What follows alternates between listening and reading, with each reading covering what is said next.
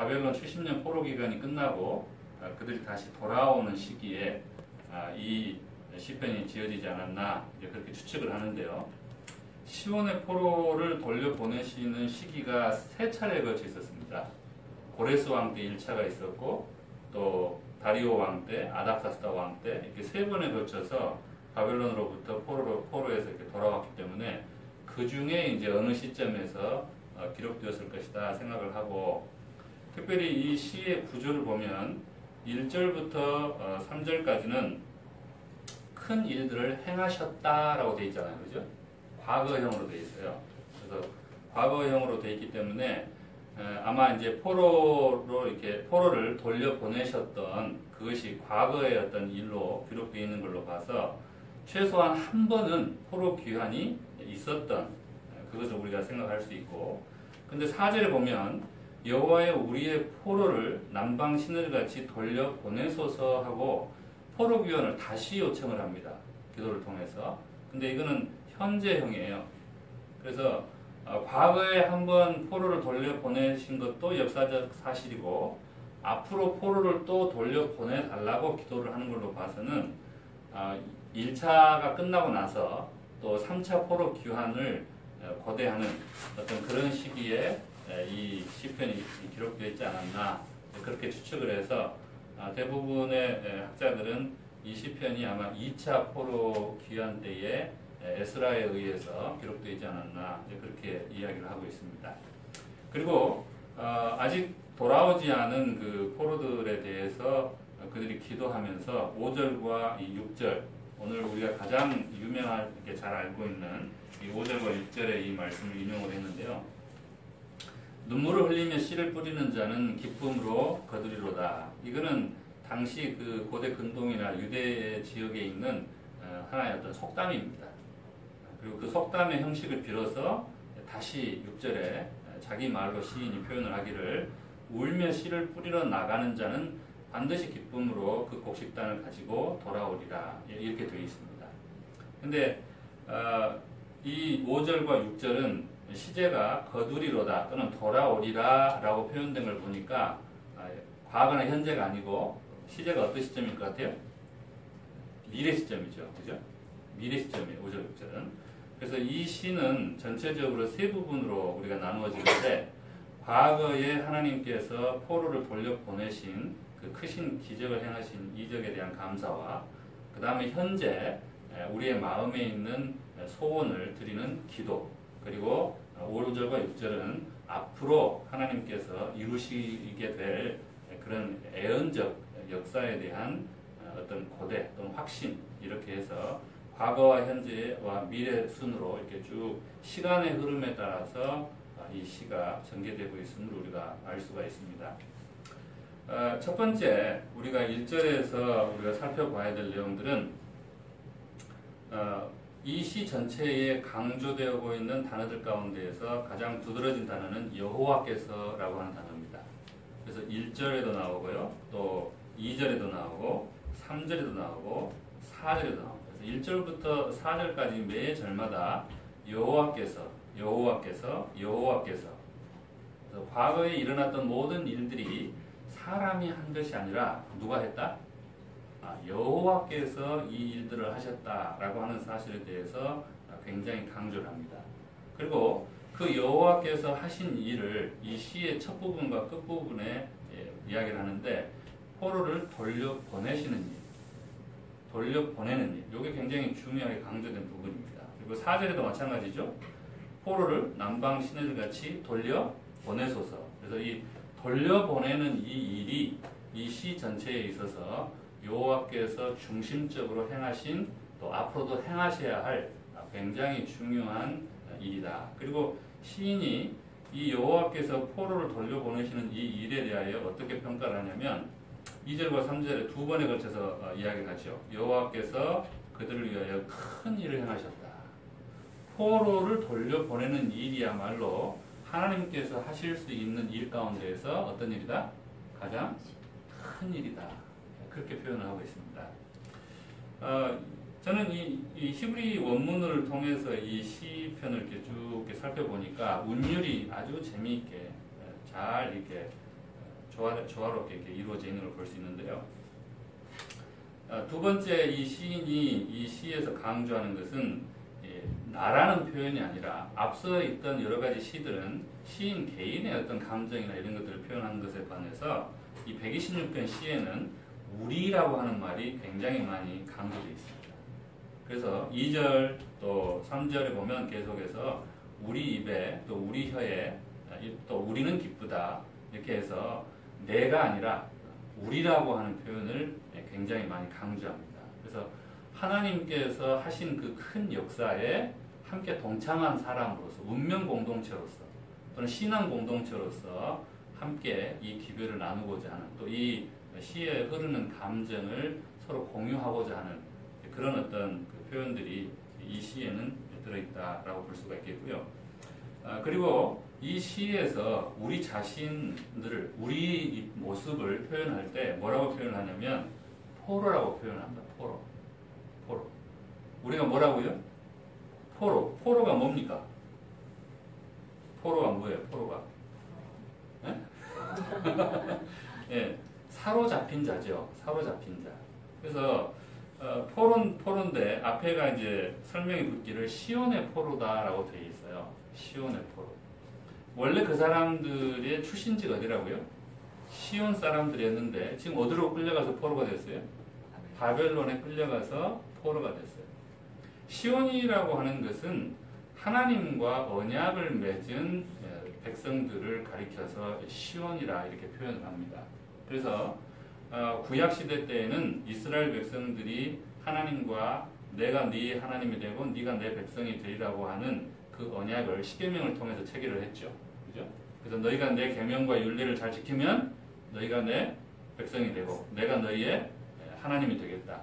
그리고 그 도장을 딱 찍었는데 그 도장이 어디에 있어요? 안식일에 있어요. 그죠? 그래서 그 안식일이 너와 나 사이에 표징이 되어서 네가 이것을 지킬 때에 네가 내 백성이고 내가 네 하나님이라고 하는 거다 표징이다. 그래서 이 시온의 포로라고 하는 것은 하나님과 어떤 언약 관계를 맺고 있는 백성들을 가리키는데 불행하게도 그 하나님과 언약 관계를 맺은 이 백성들이 그 언약에 충실하게 살지를 못하고 뭐가 되어서 바벨론의 포로가 되어서 살고 있는 그런 어떤 현실을 이야기를 하고 있습니다. 그래서 포로로 산다고 하는 것이 괴로울까요? 즐거울까요? 포로로 살아보신 적 혹시 있으십니까? 네. 남편의 포로. 예, 뭐 의역을 하자면은 뭐 남편의 포로가 될 수 있고 여자분들은 아내들은 또 거꾸로 이 남편들은 아내의 포로가 될 수도 있고 그죠? 뭐 제일 행복한 포로는 연인의 포로겠죠. 사랑하는 사람의 포로가 되는 것은 행복할 텐데 그러나 포로라고 하는 것은 잡혀갔을 때에는 노예 신분으로 전락이 됩니다. 그리고 그들의 그 목숨의 가치, 또 생명의 가치가 전혀 인정되지 않은 그런 상태가 되고 다른 사람들의 어떤 이용 가치에 의해서 그들의 존재 가치가 평가되는 그런 삶을 사는 것이 포로입니다. 근데 오늘날 사람들이 대부분 직장 생활을 하고 또 살면서 가장 많이 포로가 되는 게 뭐예요? 돈의 노예가 되는 경우가 가장 많죠. 그죠? 돈의 노예가 되는 경우가 가장 많이 많습니다. 그래서 돈이 없으면 자기가 하고 싶은 것을 하기가 어렵고, 그죠? 또 돈을 벌기 위해서 또 어쩔 수 없이 뭔가를 해야만 하는 그런 경우도 많이 생깁니다. 그래서 이 시온의 포로라고 했을 때의 이 포로의 삶이라고 하는 것은 과거 꼭 그 70년 동안 바벨론에 끌려갔던 그 이스라엘의 포로 상태만 의미하는 것이 아니라 오늘날 이 시대에 우리들도 이 하나님과의 언약 관계를 맺고 있으면서도 그 하나님과의 언약 관계의 핵심인 하나님의 계명을 잘 실천하지 못하고 다른 것에 매여서 살 수밖에 없는 어떤 그런 영적인 포로들이 또 있을 수 있다라고 하는 것이죠. 그리고 실제로 과거에 이스라엘 백성들이 포로로 끌려갔던 그 바벨론이라고 하는 것은 신약성경 애언 가운데, 특별히 계시록의 애언 가운데 사단의 세력을 상징을 하게 됩니다. 그래서 하나님의 백성들을 핍박하고 또 그들이 하나님의 뜻대로 살지 못하도록 억압하고 또 방해하고 또 심지어 죽이는 그런 어떤 사단의 세력을 바벨론으로 이렇게 표상을 하는데요. 그런 어떤 우리의 신분이 현재의 그런 포로 상태로 돼 있을 때에 이 돌려보내다, 그 포로를 돌려보낸다라고 하는 이 표현, 단순히 포로가 이 장소에서 저 장소로 옮겨지는 문제가 아니죠, 그죠? 돌려보낸다라고 하는 이 말이 히브리 말로 슈브라고 하는 말입니다. 한번 따라서 해보실까요? 슈브. 예, 주부가 아니고 슈브예요. 슈브. 자, 슈브라고 하는 이 말은 회복하다 또는 회개하다 또는 돌아오다 뭐 그런 뜻이 포함이 됩니다. 따라서 이 돌려보낸다고 하는 것은 단순히 그냥 사람이 장소적으로 이동하는 것을 의미하는 것이 아니라 그가 잃어버렸던 모든 권리를 회복한다는 뜻이고요. 또 그가 잃어버렸던 모든 가치를 회복한다는 뜻이고요. 또 그가 잃어버렸던 모든 건강 상태를 다시 회복한다는 것을 의미합니다. 그래서 그들이 다시 돌아왔을 때에 그들이 생명 가치를 다시 인정을 받고 또 그들의 하나님 백성으로서의 권리를 다시 회복을 하고 또 그들의 건강도 영육간의 건강도 다시 회복을 한다라고 하는 것은 그 결과로 어떻게 표현이 되냐면 우리는 꿈꾸는 것 같았도다라고 표현이 됩니다. 여러분들이 나이가 드셔서 힘이 쇠약해질수록 꿈이 뭘까요? 건강하게 사는 네, 건강한 활력을 다시 되찾는 거예요. 그렇죠? 그래서 이 70년 동안 포로로 잡혀있던 사람들이 자기 나라로 돌아오면서 꿈꾸는 것 같다라고 했던 이 표현은 그 원어 뜻이 뭐냐면 become strong. 뭐예요? 강해지다 라는 뜻이에요. 그래서 내가 포로로 돌려보내시니까 뭐 해지는 것 같았더라? 다시 강해지고 건강해진 것 같았다라고 이렇게 표현을 합니다. 실제로 포로로 억압받고 또 착취당하고 있던 삶에서 다시 독립된 주권을 회복하고 자기의 관리를 자기 스스로 할 수 있는 그런 형편이 되었을 때 실제로도 더 건강해질까요? 아닐까요? 실제로도 더 건강해지겠죠. 그죠? 그래서 이 꿈꾸는 것 같았다라고 하는 이 단어는 그런 이중적인 의미가 있습니다. 이것이 정말 현실일까라고 믿기지 않은 정말 놀라운 어떤 표현임과 동시에 실제로 결과적으로 그들이 누리게 될 그런 좀 더 건강해지고 강해지는 그런 어떤 의미도 함께 담고 있다고 볼 수가 있습니다. 그래서 그들이 이 시온의 포로들이 다시 돌아오게 되었을 때 그 결과적으로 그들이 왜 건강해졌는가 그 이제 외적인 표현이 2절에 이렇게 나오죠. 우리 입에는 웃음이 가득하고 우리 혀에는 찬양이 찼었도다. 이 가득하고 찼었도다. 이 두 말은 다 한 마디 말입니다. 뭐예요? Be full. 충만해졌다. 그런 뜻입니다. 충만해졌다. 입에는 웃음이 충만해지고 혀에는 뭐가 충만해지고 여기 이제 찬양이라고 번역이 됐는데 기쁨의 함성이라는 것이 원어의 뜻입니다. 그래서 기쁨과 웃음이 충만한 그런 삶. 두 분이 그 제일 기쁘셨을 때가 언제세요? 지금까지 생애하시면서 언제가 제일 기쁘셨어요? 한번 돌이켜서 생각해 보십시오. 언제가 제일 기쁘셨을 것 같아요? 엄마들이. 애들이 잘 될 때. 네? 애들이 잘 될 때. 또 다른 기뻤을 때. 아이를 낳았을 때, 안 그러면 아이를 낳았을 때. 아이를 낳았을 때 어떻게 기쁘셨어요? 어떤 생명의 신비이고 네. 또 저는 그래서 기뻤던 것 같아요. 너무너무 신기한 거 그런 거. 아이를 몇 명이나 낳으셨어요? 2명. 2명. 두 번 기쁘셨네요. 집사님은 몇 명이나 낳으셨어요? 둘이요. 두 분 다 하니까 2번 기쁘셨겠어요? 네. 저희 집사람은 3번 기뻤겠습니다. 어제가 우리 막둥이 생일이었는데요. 글쎄요. 어제 이제 미역국을 아침에 지네 엄마가 이렇게 끓여줬는데, 네. 생일을 맞이해서 그 날을 낳을 때 엄마가 얼마나 기뻤었는지 얘들은 잘 모르죠. 그죠? 얘들은 모르지만 실제로 낳은 부모는 압니다. 그죠? 여기 우리 입에 웃음이 충만하고 우리 혀에 창란이 충만했다. 웃음과 기쁨이 충만했다. 더 이상 내가 이 세상에 바랄 것이 없을 만큼 완전한 행복감을 내가 맛보고 있다. 근데 이게 찼었도다 가득하고 이 표현이 진행형이에요. 진행형. 표현 자체가. 한순간 한 번 기쁘고 끝난 것이 아니고 뭐예요? 계속해서 반복적으로 내 입에 웃음이 계속 가득하고 내 혀에 찬양이 찼다. 그래서 우리 부모들이 보통 아이들에 대해서 하는 말이 네가 평생 해야 될 효도는 몇 살까지 다 했다? 7살 때까지 다 했다고 그런 표현들을 쓰잖아요. 왜 그래요? 요즘에는 3살이에요. 아, 요즘에는 3살로 줄어들었습니까? 지나면 말 안 들어요.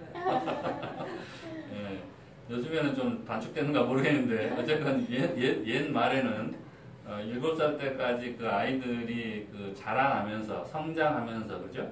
성장하면서 그 아이들이 보여주는 그 모습들이 부모가 그 수고한 보람들을 즉각 즉시적으로 느끼게 해주기 때문에 그 아이들이 해야 할 효도를 평생 해야 될 효도를 7살까지 다 했다 이렇게 이제 표현을 합니다.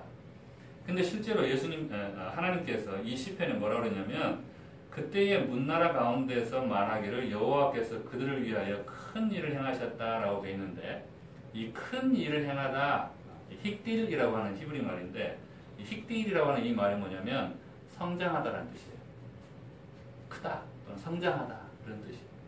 그러니까 하나님께서 이 사람들을 이렇게 키워나가는 과정에서 그들을 위하여라고 이렇게 번역이 됐지만 이 말은 이들과 함께라는 뜻도 됩니다.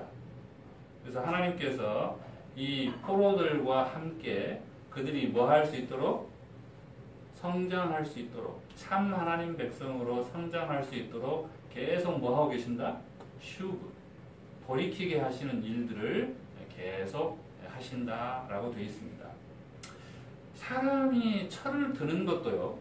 처음에는 부모한테 막 어그러지고 반대하고 떠나고 그러죠. 그러다가 다시 어때요? 철이 들면 부모를 이해하고 수용하고 다시 돌아옵니다. 그죠? 그래서 이 슈 돌아오다라고 하는 말은 그 속에 뭐가 내포되어 있어요? 성장하다 또는 철이 들다라고 하는 말이 내포되어 있어요.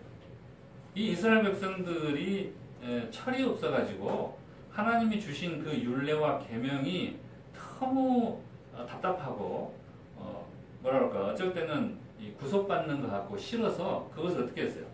멀리 했죠. 그리고 일부러 잊어버린 척하고 안 듣는 척하고 그러다가 어떻게 돼버린 거예요? 그러다가 그들이 이 세상의 함정에 걸려가지고 바벨론의 포로가 되어서 70년 동안 고통을 겪습니다. 그리고 그들이 그 고통 가운데에서 다시 생각하죠. 마치 탕자와 같이 어디가 어느 때가 더 좋았더라? 그래서 그때 하나님이 계속 뭐 하라고 했어요? 돌아오라고. 그래서 제가 이 성경을 찾아보니까 구약 성경 가운데 그 대예언서 에레미야, 이사야, 에스겔 또 그 이후의 소선지서 가운데 그들이 바벨론의 포로로 끌려가기 전에 16번에 걸쳐서 하나님이 계속 이스라엘 백성들에게 이 선지자들 통해서 돌아와라 계속 말씀을 하십니다. 근데 이들이 그 돌아와야 할 그 순간에 하나님을 완전히 망각하고 하나님에 대한 지각 능력이 없어져 버렸습니다. 하나님이 누구셨는지, 내가 언제 하나님이랑 살았는지 전혀 기억을 하지 못하는 지경까지 빠져버렸어요. 완전히 무한 상태예요. 세상에 중독된 상태예요. 세상의 재미나 세상의 유혹이나 세상의 어떤 여러 일거리에 푹 빠져가지고 완전히 망각해서 기억하지 못하는 상태에 빠졌어요. 그래서 에레미야 선지자가 그 기억을 잃어버린 그 백성들을 향하여서 하나님 말씀을 대언할 때에 내가 너를 네 대신 기억할 테니까 너는 그저 뭐 하면 된다? 돌아오면 된다. 네가 돌아오면 내가 옛날에 함께 지냈던 광야에서 그 함께 즐겁게 지냈던 그런 모든 추억들을 다시 뭐 하겠다. 그보다 더 좋은 상태로 회복시켜 주겠다라고 표현들을 하십니다. 그래서 그들이 이 돌아오는 과정에 이와 같이 철이 들면서 인생의 참 기쁨이 무엇인지 그것들을 하나씩 하나씩 터득하게 되는데요. 그 이 기쁨이라고 하는 똑같은 단어, 2절에 나와 있는 그 똑같은 단어가 5절과 6절에 반복됩니다. 그들이 포로에서 돌아와서 느끼는 그 기쁨은 어떤 느낌인가? 눈물을 흘리며 씨를 뿌리러 갔다가 추수하고 돌아오는 길에 누리는 그 기쁨과 같다. 그러니까 이 기쁨은 앞에 그 먼저 전제된 상황이 발생하지 않으면 이르러 오지 않는 기쁨이에요. 않는 기쁨. 그래서 눈물을 흘리며 씨를 뿌려야 뭐가 나오는 거예요? 이런 참된 기쁨, 영속적으로 반복되는, 지속되는 그런 기쁨을 우리가 누릴 수 있다. 그렇게 표현을 합니다. 그래서 제가 이 시편 내용을 쭉 읽으면서 한 가지 질문이 들었던 것은 씨를 뿌리는데 왜 눈물을 흘리고 울면서 씨를 뿌릴까? 제가 농사 지어봤잖아요. 텃밭에. 그래서 뭐 16가지 작물들의 씨를 제가 다 심었습니다. 혼자. 밭 고랑을 다 만들고 씨를 이렇게 쭉 뿌렸는데 뭐 눈물을 흘리면서 울면서 그 씨 뿌릴 일이 있습니까? 없습니까? 좀 고되기는 하죠. 고되기는 해도 뭐 그렇다고 눈물을 흘리면서까지 씨를 뿌릴 일은 아니란 말이에요. 그죠? 근데 왜 성경에 여기서는 눈물을 흘리며 씨를 뿌리라고 그랬을까? 이제 우리가 지금 현재 농사를 짓는 환경하고 이 시인이 살았던 그 유다 지역의 그 농사를 짓는 환경하고 첫 번째는 다르다는 것이죠. 오늘 우리는 여기 텃밭, 잡초밭이라 하더라도 잘 개간을 하고 그리고 이제 영양 거름을 거기다 먼저 주고 그리고 이제 씨를 이렇게 뿌리기 때문에 뭐 뿌리고 나면 잘 날 것이다. 이게 좀 확신이 있는데 또 저 씨 안 뿌린다고 내가 먹고 사는데 지장이 있어요? 없어요? 별로 관계가 없이 잉여적으로 저거를 하는 일인데 텃밭 일은 근데 이제 이 사람들이 이 씨를 뿌리는 그 환경이라고 하는 것은 굉장히 척박한 환경입니다. 사실 여기 이제 4절에 보면 우리의 포로를 남방 시내들 같이 돌려보내소서라고 했는데 이 남방이라고 하는 지역이 네게브라는 지역이에요. 네게브라는 지역은 사막 지역입니다. 그러니까 사해하고 붙어 있는 그 애굽, 사해, 지중해 그 사이에 있는 이 광야예요. 그래서 이 메마른 광야에 이 와디라고 하는 이 계곡 골짜기가 있는데 건기 때는 여기에 물이 전혀 없어요. 건기 때는 이제 겨울철이 돼서 우기가 되어야 이제 비가 와서 그 계곡에 물이 흐릅니다. 그러니까 이제 이 사람들이 씨를 뿌릴 때는 언제예요? 건기가 끝날 때쯤 이제 씨를 뿌려야 되는 거예요. 그리고 그 건기가 길기 때문에 우기가 지나고 이제 추수를 해서 처음에는 양식이 좀 있겠지만 씨를 뿌리러 나갈 때쯤 되면은 양식이 어때요? 다 떨어지고 없어요. 보릿고개예요. 말 그대로. 옛날 우리 60년대 우리가 겪었던 그 보릿고개 시즌이 여기에 찾아옵니다. 그때 배고프다고 우는 아이들, 그 아이들을 달래고 그 종자씨를 그 아이들 입에 넣지 못하고 이 부모가 어떻게 해야 되는 거예요? 그거를 그 메마른 땅에다가 뿌려야 되는 거예요. 그래서 1차적으로 그들이 과거 그 남방 네게브 사막에서 농사를 지을 때에 건기 끝 무렵에 그 배고픈 시절에 그 먹지 못하고 대신에 그것을 씨로 뿌려야 했던 그 상황에서 눈물을 흘릴 수밖에 없다. 이런 표현이고 두 번째는 이 시 자체적으로 표현을 하자면 이들이 눈물을 흘리며 씨를 뿌리는 시기는 어떤 시기예요? 포로로 사로잡혀 가던 시기입니다. 포로가 되었던 시기예요. 그러니까 그들이 포로로 잡혀가서 다시 돌아올 때까지 눈물을 흘렸어요? 안 흘렸어요? 네. 가기 싫은 그 곤욕스러운 지역으로 그 쇠사슬의 착고에 채여서 그들이 바벨론으로 끌려갈 때에 그냥 흘린 눈물이 아니죠. 뭐예요? 피눈물을 흘렸단 말이에요. 가는 길에 거의 3분의 2가 다 죽고 3분의 1만 살아남아서 그 바벨론에 정착을 했고 그나마 그 70년 세월이 지나는 동안 대다수는 거기서 다 늙어 죽었습니다. 거기서 태어난 사람들만 다시 어때요? 고국으로 겨우 돌아왔고 그 중에 몇 사람이 그 70년을 포로로 끌려간 뒤에도 생존해가지고 다시 돌아온 사람은 아주 소수였어요. 그 긴 그 포로 기간 동안에 그들이 잃어버린 그 고향과 잃어버린 자신의 모든 권리와 그 억울한 그 형편들을 생각을 할 때 눈물을 흘렸을까요? 안 흘렸을까요? 그때 그들이 흘렸던 눈물이 어떤 눈물이에요? 자신들의 죄로 인하여서 자신들이 당하게 된 이 형벌이 너무나도 끔찍하고 너무나도 견디기 어려워서 하나님께 드리는 눈물입니다. 그러니까 이 눈물은 포로 기간 동안에 흘리는 이 눈물은 어떤 눈물이에요? 회개의 눈물이에요. 회개의 눈물을 흘리면서 씨를 뿌렸다라고 되어 있습니다. 근데 여기서 말하는 이 씨는 물론 그 남방 지역에 그들이 실제로 뿌렸던 곡식 종자를 나타내기도 하겠지만 이 시편 가운데에서 상징적으로 사용되는 이 씨는 신약 성경 예수님이 뭐라고 그랬어요? 진리의 씨, 복음의 씨, 그런 씨를 말하는 것이죠. 그래서 그들이 눈물을 흘리면서 그들의 마음밭에 뿌렸던 그 복음의 씨는 뭐였어요? 에스겔서 39장 25절에 하나님께서 이렇게 약속을 주셨죠. 에스겔은 이제 함께 같이 포로로 끌려가는 과정에 그 사람들에게 하나님으로부터 기별을 받고 이렇게 증거를 합니다. 그러므로 주 여호와께서 이같이 말씀하시느니라 내가 이제 내 거룩한 이름을 위하여 열심을 내어 야곱의 사로잡힌 자를 돌아오게 하며 이스라엘 온 족속에게 사랑을 베풀리라. 그리고 에레미야서 29장에 그들이 출발하기 전에 포로로 끌려가기 전에 에레미야를 통해서 뭐라고 그랬어요?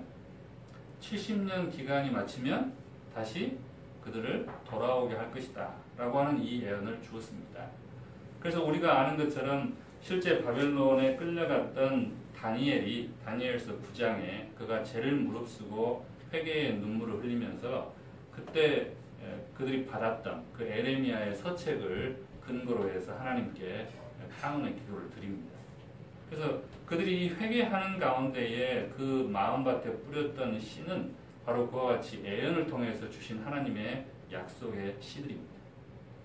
이것들을 그들이 뿌리고 믿었기 때문에 그들이 포로에서 다시 회복될 수 있는 이 기쁨들을 누릴 수 있었다라고 하는 것이죠. 실제로 바벨론에 70년 기간 동안 정착하는 과정에 1차 포로 귀환령이 떨어졌는데 이스라엘 사람들이 와요, 안 와요?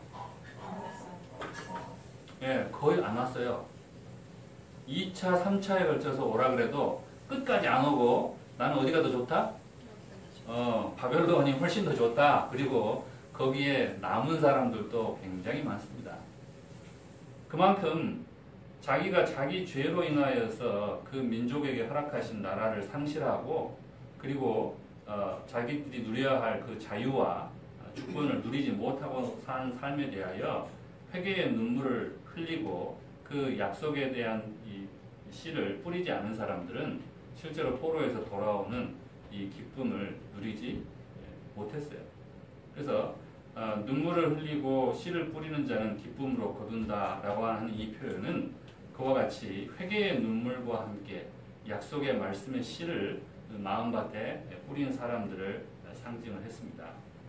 오늘날 우리가 이 말씀을 우리의 삶에 어떻게 적용할 것인가?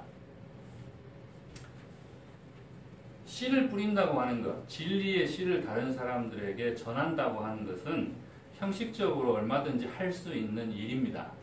이거는 행위를 가리키는 거예요. 씨를 뿌리는 것은. 그렇죠? 씨를 뿌리는 행위예요. 그런데 거기에 뭐가 붙어 있어요? 눈물을 흘리는 것이 붙어 있어요. 이건 뭐예요? 그 사람의 마음과 열정과 의지를 나타냅니다. 우리가 이 진리의 씨를 뿌리는 데 있어서 얼마나 자발적으로, 얼마나 열심히, 얼마나 간절히 이 진리의 씨를 뿌리느냐 하는 것이에요. 형식적으로 우리가 행위로만 누가 하니까 나도 따라서 하고 누가 하니까 나도 눈치 보면서 하고 이렇게 외형적으로 진리의 씨를 뿌리는 것은 내가 장차 하나님께 갔을 때 받을 상급이 있을까요? 없을까요? 받을 상급이 없습니다. 내가 진리의 씨를 뿌릴 때에 눈물을 흘리면서 뿌린다고 하는 것은 그와 같이 내가 정말로 자발적으로 정말로 간절한 마음으로 그 진리의 씨를 뿌렸을 때에 그가 뭐를 가지고 올 수 있다고요? 기쁨으로 단을 가지고 올 수 있다라는 표현입니다. 그래서 오늘날 우리가 진리의 씨를 뿌린다고 하는 것이 당시 유대 사람들이 그 네게브 사막에다가 씨를 뿌리는 것처럼 참 쉽지 않을 때가 있어요. 두 가지 면에서 쉽지가 않죠. 첫 번째는 환경 자체가 진리의 씨를 뿌리는데 적합하지 않을 때가 있어요.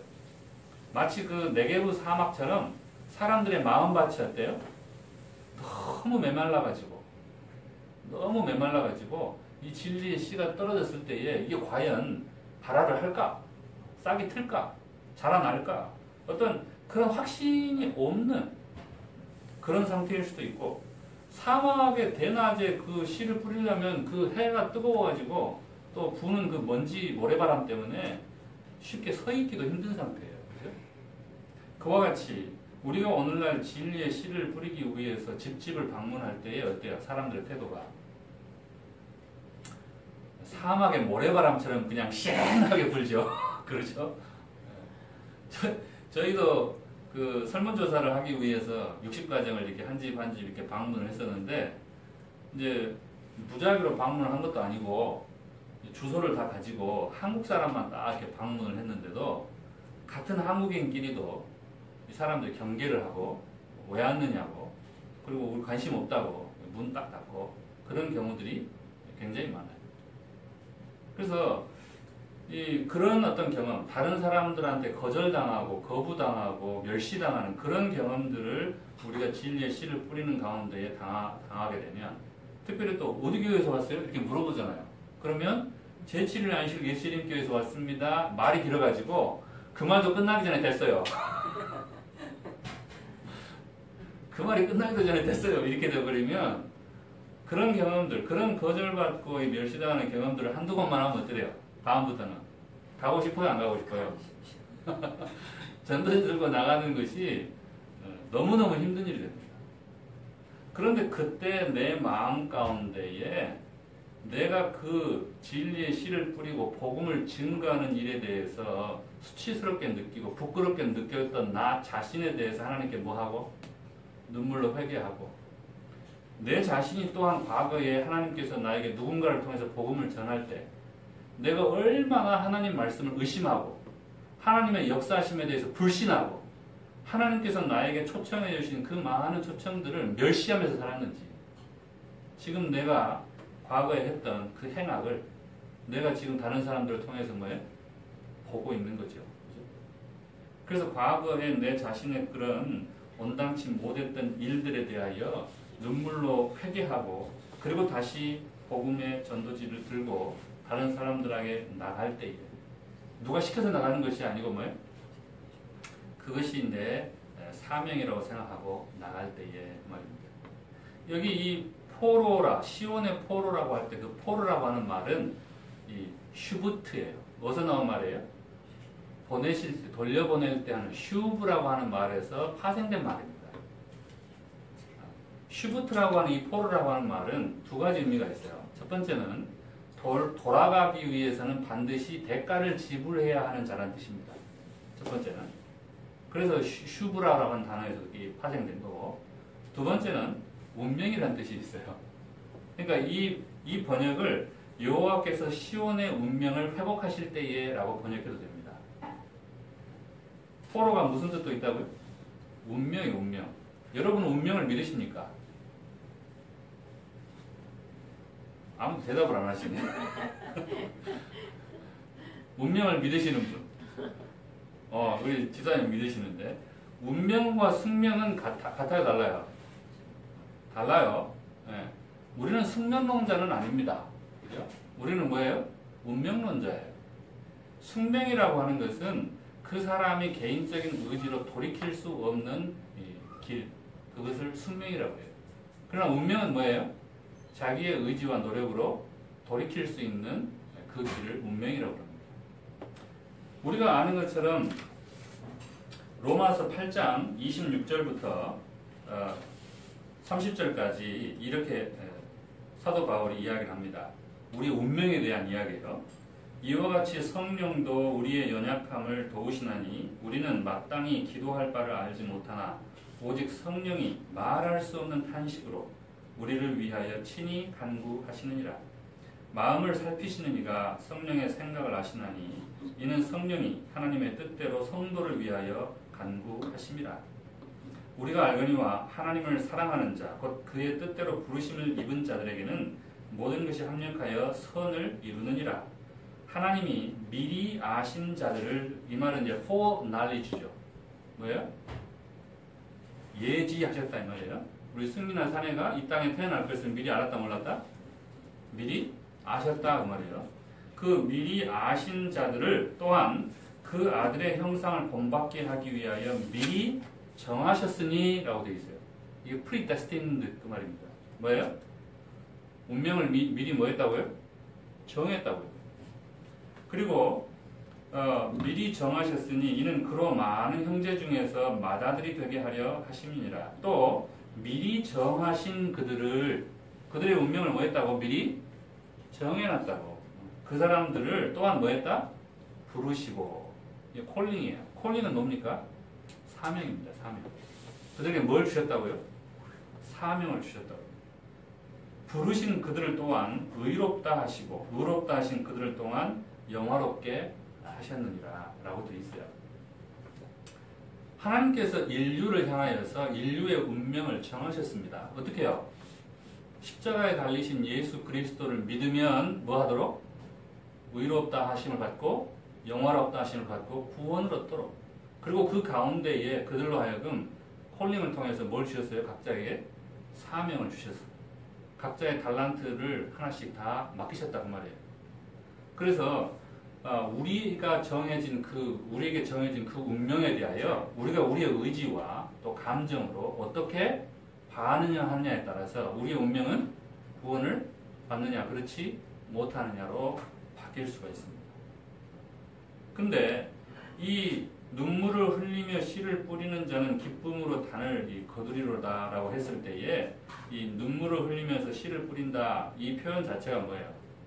우리의 운명이에요. 또 우리의 뭐예요? 사명이에요. 이걸 해도 되고 안 해도 되고 옵션이긴 하죠. 그러나 그 선택의 결과에 따라서 우리는 기쁨, 여기서 말하는 이 기쁨은 우리가 천국에서 누리는 그 완전한 행복감을 표현합니다. 천국에 들어가느냐 들어가지 못하느냐가 걸려있다 말이에요. 그래서 우리가 회개의 눈물을 흘리면서 또 예수님에 대한 그 복음의 말씀의 씨를 내 마음밭에 내가 잘 뿌리느냐 그렇지 못하느냐에 따라서 내가 구원의 기쁨을 거둘 수도 있고 그렇지 못할 수도 있다. 그런 표현입니다. 그래서 오늘날 우리가 이 5절과 6절에 있는 이 말씀을 두 가지로 적용을 해봐야 되는데 첫 번째는 내가 다른 사람에게 복음의 씨를 뿌리러 다닐 때에 형식적으로 그것을 할 것이 아니라 내가 자원하는 마음으로 간절한 마음으로 그 일을 내가 해야 된다라고 하는 것이고 두 번째는 뭐예요? 내 자신에 있는 그 죄에 대하여 눈물의 회개를 흘리면서 동시에 예수님의 약속의 말씀의 그 씨를 내 마음에도 뿌려야 내가 구원의 기쁨을 거두게 될 것이다 라고 하는 것입니다. 그래서 여러분들이 이 말씀을 볼 때에 특별히 이 시인이 속담을 이 표현에 인용한 이유가 있어요. 속담은 뭐예요? 굉장히 오랜 시간 동안 수많은 사람들이 똑같은 경험을 반복해서 겪음으로써 터득한 진리를 속담의 형식으로 표현합니다. 그죠? 비록 이 5절과 6절이 미래에 일어날 일로 표현이 됐지만 속담의 형식을 빌어서 미래의 표현을 기록한 이유는 이것이 미래에 일어날 일이지만 과거 우리의 수많은 경험을 통해서 볼 때 이 일은 반드시 어떻게 될 것이다? 성취가 될 것이다 라고 하는 그 확신을 표현하기 위해서 이 속담의 형식을 빌려서 이 미래적 예언을 표현을 합니다. 그래서 오늘 우리가 그와 같이 눈물을 흘리면서 씨를 뿌리게 되면 기쁨의 단을 거두게 되는 것은 의심할 바 없이 확실한 거다. 진리의 말씀이다. 진리의 약속이다. 그 말이에요. 그래서 여러분들이 이 약속의 말씀을 믿고 비록 우리가 지금 우리 눈에 보이지 않는다 할지라도 진리의 씨를 뿌리는 일에 있어서 우리가 좀 더 적극적으로 또 자발적으로 이 일에 임하시게 되기를 바라고, 또 아무도 내가 혼자 개인적으로 흘리는 회개의 눈물을 보지 않지만 그러나 누가 보고 계세요? 하나님께서 반드시 내가 흘리는 눈물을 보시고 분명히 나에게 내가 흘린 눈물만큼 무엇으로?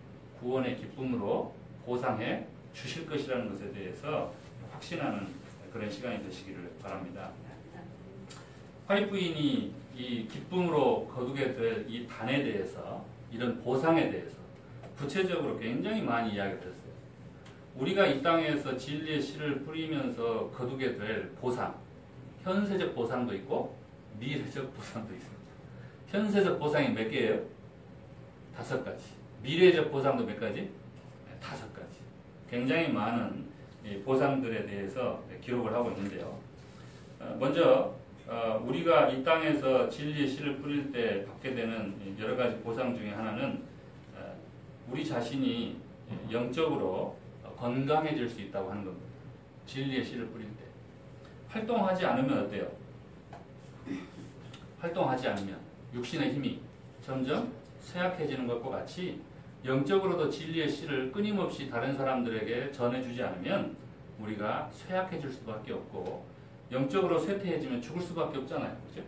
마찬가지로 우리가 영적인 건강과 활력을 유지하는 그런 축복도 얻을 뿐만 아니라 또 우리가 힘을 더 강하게 얻게 됩니다. 여기 꿈꾸는 것 같았도다 라고 하는 표현처럼 우리가 눈물을 흘리면서 다시 회복되는 삶을 살게 되므로 우리가 영적인 힘도 점점 더 담대하게 얻을 수가 있게 된다 그 말이고요. 그 다음에 세 번째는 예수님께서 제자들을 전도하러 이렇게 보내시면서 하신 약속이 있어요. 각 집에 갈 때마다 뭐를 빌라고 했어요? 평안을 빌라고 했죠. 근데 그것들이 그 빈 평안을 받지 않으면 그 평안이 누구에게 돌아온다고? 너한테 돌아갈 거라고 그랬어요. 그래서 오늘 우리가 진리의 씨를 통해서 축복하는 그 많은 사람들이 받으면 그 사람도 좋고 나도 좋지만 비록 그 사람이 받지 않는다 할지라도 그 축복은 다시 누구한테 돌아오게 돼 있어요? 나한테 돌아오기 때문에 내 마음이 이 진리의 씨를 전하면 전할수록 더 하나님과의 관계에 있어서도 평안해지고 다른 사람과의 관계에 있어서도 더 평화로워지는 그런 결과를 누리게 될 것이다 라고 이야기를 합니다. 그리고 장래 보상도 마찬가지로 일단은 천국에 들어가니까 영생을 확보하는 거겠죠. 그죠? 일단은 영생을 확보를 하게 되고 그리고 우리를 환영하는 그 환영식이 우리를 위해서 예비되어 있다라고 하는 것이고 그리고 이 파종의 결과로 우리가 가장 큰 선물로 받는 것은 우리가 구원한 사람들을 그곳에서 다시 만나는 기쁨입니다. 그래서 제가 지금까지 이 침례를 줬던 많은 사람들 가운데 가장 기억에 남는 사람이 있어요. 70평생을 하나님만 계속 원망하고 살고 다른 사람들을 계속 원망하고 살다가 돌아가시기 3년 전에 저를 만나가지고 그분이 침례를 받고 구원을 받았어요. 그리고 돌아가셨어요. 그분이 천국에서 만나면 아마 가장 기뻐하지 않을까, 가장 반가워하지 않을까 그런 생각이 들어요. 그래서 이 땅에서 정말 하나님을 잘 안 믿으려고 그러고 탈스럽게 굴고 그랬던 사람들, 그 사람들이 결국 하나님을 믿게 되었을 때 그 사람들이야말로 우리가 천국에 가서 얻게 될 가장 큰 보상이 아닐까 그런 생각이 듭니다. 그래서 예수님께서도 그 기쁨을 어떻게 표현하냐면 죄인 하나가 회개하면 하늘에 있는 의인 99명보다 그 하나를 인하여서 더 크게 기뻐하리라 라고 말씀을 하셨어요. 그래서 오늘 우리가 이 땅에서도 그런 기쁨을 누릴 뿐만 아니라 하늘에서도 그 기쁨을 계속해서 누릴 수 있는 그런 어떤 천국을 경험하는 그런 어떤 기회 또 그런 계기를 하나님께서 오늘 우리에게 주시기를 원합니다. 그래서 비록 우리가 눈물을 흘리는 일이 쉽지 않은 일이고 또 두려운 일이지만 그러나 뭘 생각하면 우리가 거두게 될 그 기쁨의 보상들을 생각하면 얼마든지 할 수 있다는 것이죠. 우리 아이들 보고요. 잔디 깎아라. 그럼 깎아요 안 깎아요? 안 깎아요. 그러면 제가 뭐 이렇게 딱 들어요? 네. 야, 한 번 깎으면 20불 딱 하면 어때요? 내가 깎을게 하고 서로 나갑니다. 하나님께서 오늘 우리에게 자원하는 마음과 간절한 마음으로 복음의 씨를 뿌리러 가고자 하는 자에게 그와 같이 현세뿐만 아니라 내세에서까지 큰 보상들을 약속해 주셨습니다. 우리가 그와 같은 하나님의 약속을 믿고 우리의 인생에서 이제 얼마 남지 않은 우리 인생에서 우리가 어떤 단을 거두어야 할 것인가 다시 한번 고민해 보시길 바랍니다. 바울이 분명히 이야기하기를 육체를 위하여 심은 자는 썩어질 것을 거둘 것이고 성령을 위하여 심은 자는 영적인 것을 거둘 것이다 라고 약속을 했습니다.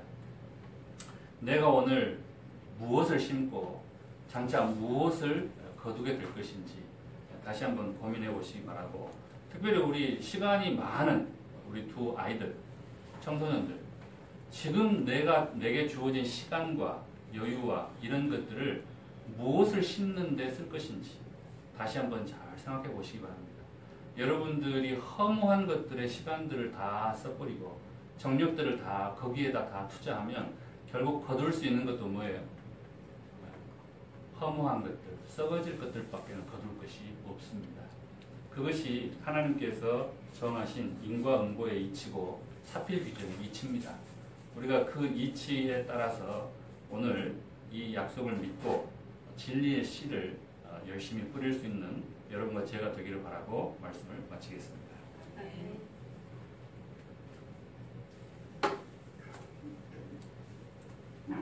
엄마 피아노인 줄 알아. 다 같이는 120장 볼 수 있고요.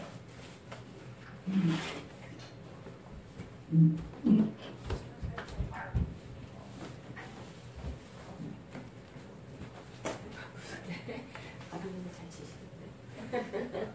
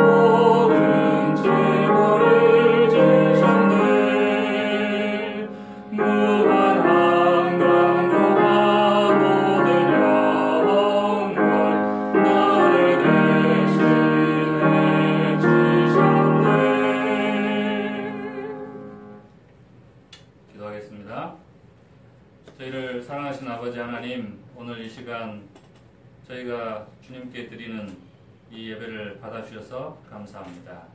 오늘 주신 말씀과 같이 우리가 다시 한번 여호와께로 우리의 마음을 돌릴 수 있게 도와주시옵시고, 우리의 마음에 하나님께서 주신 약속의 말씀의 씨를 뿌릴 수 있게 도와주시옵시며, 우리뿐만 아니라 또 우리 주변에 있는 다른 많은 사람들에게 주의 진리의 씨를 뿌리는 데 있어서 우리가 더욱 간절한 마음으로 또 자발적인 마음으로 행할 수 있도록 성령께서 함께하여 주시옵소서. 우리가 우리의 눈물을 흘리기 전에 성령께서 먼저 우리를 위하여 눈물로 탄식하신다고 하셨습니다. 그 하나님의 마음이 우리 속에도 전달되게 도와주시고, 우리가 아버지의 마음으로 다른 사람들에게 다가갈 수 있도록 축복하여 주시옵소서.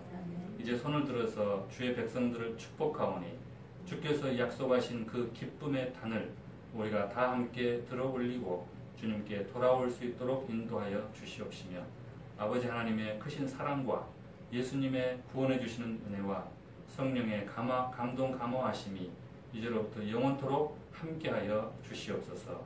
예수님의 이름으로 축원합니다. 아멘.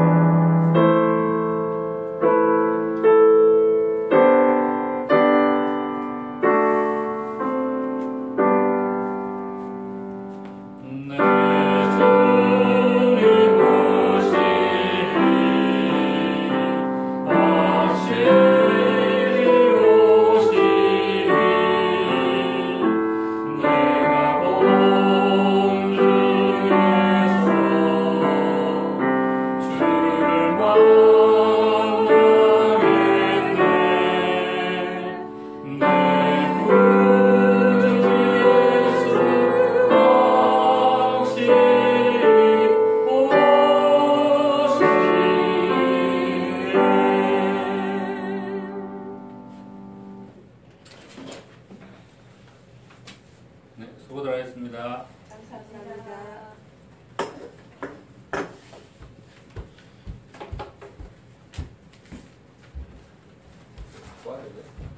장로님, 예, 다음 주 기도자가 누구시죠, 그러면? 다음 소리가 안 들리네요. 다음 주 기도자가 누구시냐고요? 주 기도자가 최경환 집사님. 최 집사님이 다음 주에 하시는 거예요? 예, 네, 알겠습니다. 그리고 다음 주에는 우리가 집사람이 지금 오늘 한국에 가거든요. 예. 오늘 새벽에 이제 부호가 와가지고 오늘 오후에 바로 지금 가요. 예. 그래서 아마 9월 달에 나오니까 반주자가 반주는 거기서 하셔야 돼요. 예, 다음 주에는 금방 올 거예요. 네네. 예. 장모님, 이메일 주소 있잖아요. 장모님이 들어가셨네. 장인이요, 장인. 장인, 네. 이메일 주소. 괜찮았어요. 교인 주소. 성교부 이메일 주소 예. 되잖아. 목사님 고맙습니다. 네. 오늘 손님 오셨어요? 예, 오셨어요. 예, 잠깐 인사하시겠어요? 예, 인사. 실시간으로 이렇게 나와. 자, 보이십니까? 예, 인사하시대요. 예, 안녕하세요. 안녕하세요. 네, 다시 만나뵈서 반갑습니다. 예, 반갑습니다. 아주 미인 두 분이 오셨네요. 예, 고맙습니다. 계속 벨레웨 교회 나오시면 좋겠네요. 네, 노력하겠습니다. 고맙습니다. 예, 장로님 그러면 이제 수고하시고요. 들어가겠습니다. 예, 고맙습니다. 네. 엄마가 온다는 거예요? 가고 싶어요, 한국? 아, 방학이에요? 네? 방학이에요, 지금? 네. 방학이지. 방학은 방학이죠.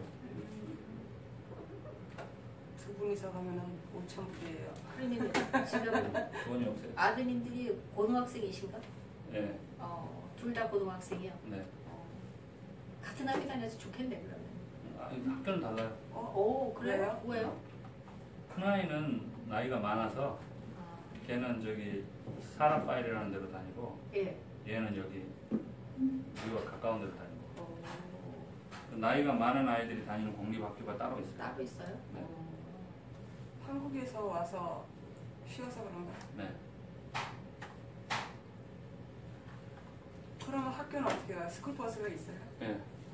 다행이다. 똑같아요. 그것도 공립학교니까.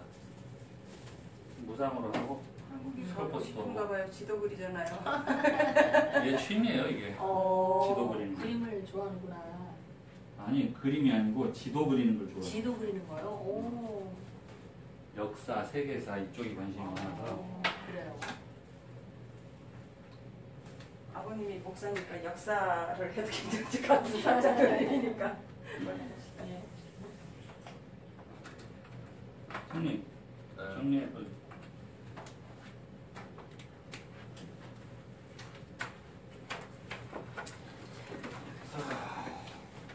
바쁘다. 지금 1시에 출발해야 되는데. 유튜브에는 계정이 있어요? 유튜브 누구 계정이요? 아니 정민이죠. 아, 몇 시 비행기인데요? 아이고, 나가셔야 되겠네. 나가셔야 되겠네. 말씀을 하셨으면 저희가 안 올 거예요.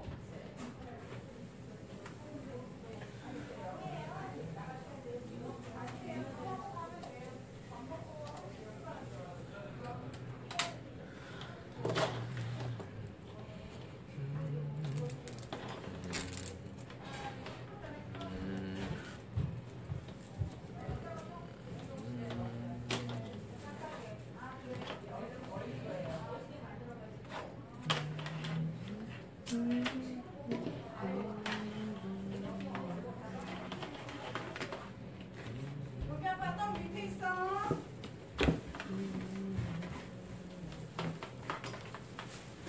이거 껐어? 내가 어떻게 알아? 안 껐고.